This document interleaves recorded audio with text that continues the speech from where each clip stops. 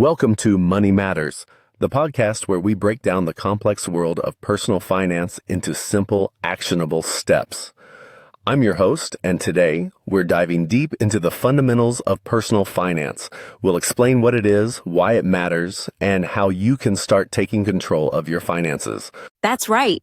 Personal finance isn't just about paying bills or balancing a checkbook. It's about understanding your money, making informed decisions, and achieving your financial goals, whether it's buying a house, saving for retirement, or traveling the world. Let's start with the basics. What exactly is personal finance? Well, it's essentially how we manage our money, from earning it to spending it, saving it, and investing it. But it's more than just tracking transactions. It's about having a strategy for your money that helps you achieve long-term goals. Exactly. Think of it as a roadmap for your life. For example, if you're planning something big, like a wedding, buying a house, or even funding your kids' education, personal finance helps you figure out how much you'll need, where to get the money, and how to save up for it. So it's about being proactive, not reactive. Managing your finances is like project management, right? It's about being prepared, staying organized, and having a clear plan for your future. Now, why should we care about personal finance? Why is it so crucial? Good question. Personal finance is important because it gives you control over your financial well-being. It helps you avoid stress about money, whether that's from a sudden job loss, medical emergency, or even just daily living expenses. Plus, it helps you reach your life goals. Saving for a vacation, buying your first car, or building wealth for retirement. Personal finance is the key to unlocking these dreams. And let's not forget about the mental and emotional health side of things. Managing your money well can actually reduce stress and improve relationships by removing the constant worry about finances.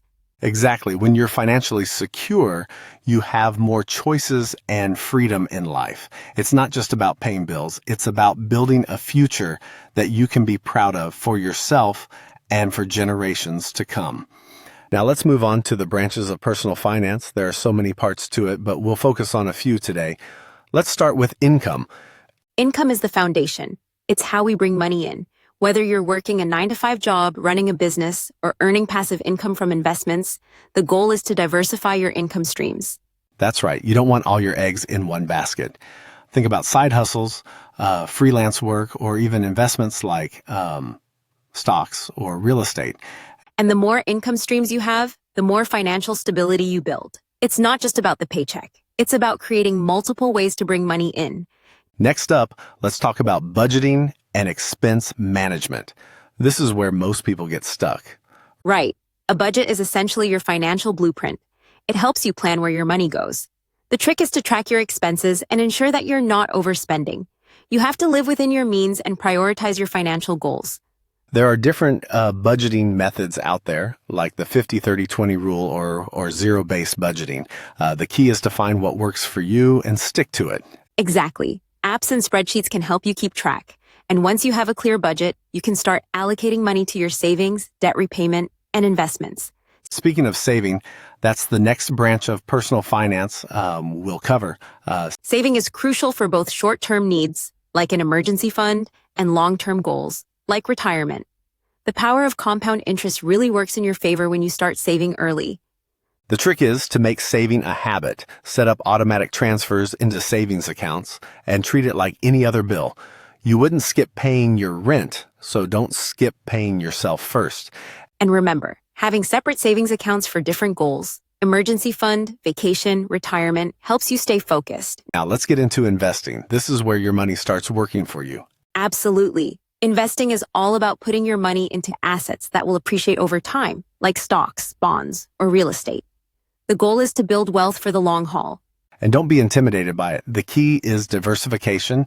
You want to spread your investments across different asset classes to minimize risk.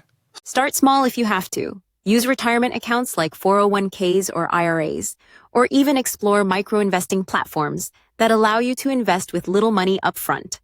We're lucky to have an expert with us today to talk about the psychology of money. Welcome, Dr. Expert's Name.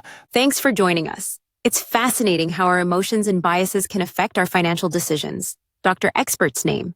Why do people often make irrational choices when it comes to money? Expert. Well, it's all about our emotional connection to money. We often let fear, greed, or past experiences drive our decisions, which can lead to mistakes, even when we know better.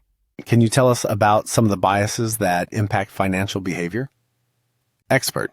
Sure. One common bias is loss aversion, the tendency to fear losing money more than gaining it. People also fall prey to confirmation bias, where they only seek out information that supports their existing beliefs. That's really insightful. So how can people overcome these biases and make better financial choices? Expert. The first step is awareness. Recognize when your emotions are driving your decisions. From there, try to make financial choices based on logic and long-term goals, not immediate emotions. Now, we're going to answer some questions from our listeners. Here's a great one.